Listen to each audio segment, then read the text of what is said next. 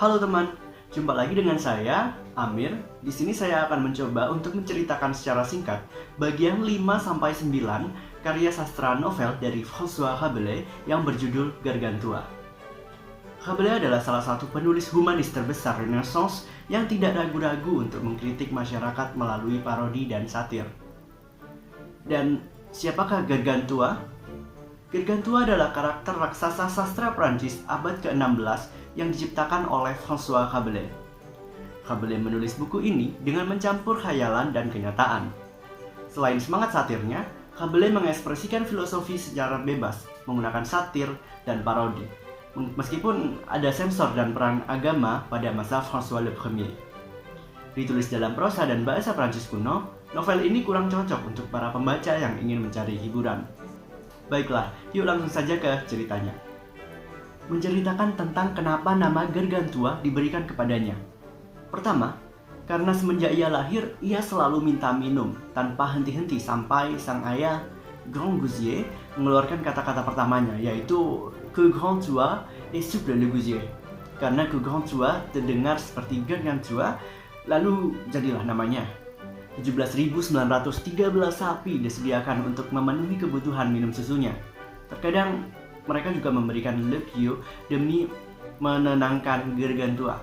Kapanpun saat dia marah dan kesal, minuman itu akan membuatnya kembali tenang seolah-olah ia sedang mencicipi kenikmatan surga.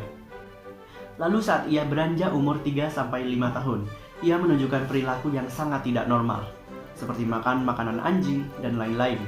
Hal ini mungkin bisa dikaitkan dengan represi yang dilakukan ordo keagamaan saat Rabelais masih menjadi anggota ordo tersebut. Lalu orang tua Gargantua ingin ia bisa mengendarai kuda, tapi dia belum cukup umur.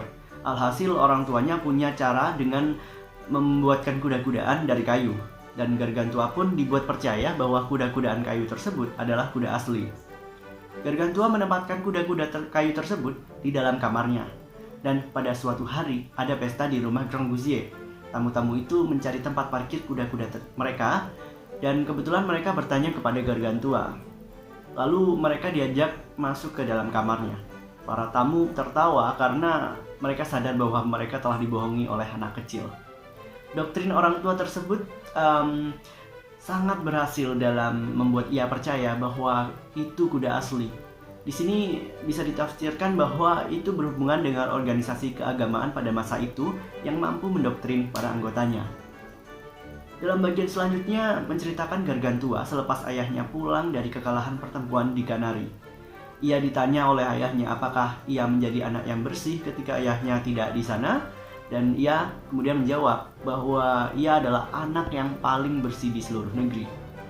Ia menjelaskan bahwa ia menemukan alat yang paling ampuh untuk membersihkan kotoran. Ia bereksperimen menggunakan berbagai benda, mulai dari kain, syal, karpet, bantal, tanaman, hingga hewan seperti kucing dan burung. Ayahnya bertanya bahan apa yang paling bagus. Lalu ia kemudian menjawab angsa yang dipegangi kepala dan kakinya.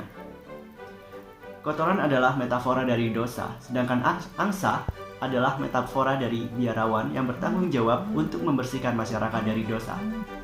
Rabelais menganggap bahwa mereka memiliki peran penting untuk dimainkan dan mereka tidak boleh dibiarkan diam. Mereka harus aktif dengan penduduk. Selanjutnya Gousier sadar akan kecerdasan dan kecerdikan anaknya. Ia merasa jika Gargantua diberi pendidikan yang layak, maka Gargantua akan menjadi orang yang bijak. Ayahnya kemudian mencarikan seorang guru untuknya. Ia mempelajari banyak hal seperti astronomi, musim, lautan, menghafal buku, dan lain-lain. Yang mana Gargantua menghabiskan waktu sekitar 16 tahun 2 bulan dengan guru tubal. Kemudian Gargantua diajar oleh guru baru yang bernama Master Jobelin Bright. Oleh guru barunya, ia dibacakan buku Gracism, The Doctrinal, The Parts, The Quid Est, The Supplementum, Marmotretus, dan buku lain, sehingga Gargantua menjadi sangat-sangat bijak. Nah, seperti itu ya teman, rangkuman singkat dari bagian 5 sampai bagian 9 novel Gargantua karya François Rabelais. Baiklah, sekian dari saya dan terima kasih dan sampai jumpa kembali.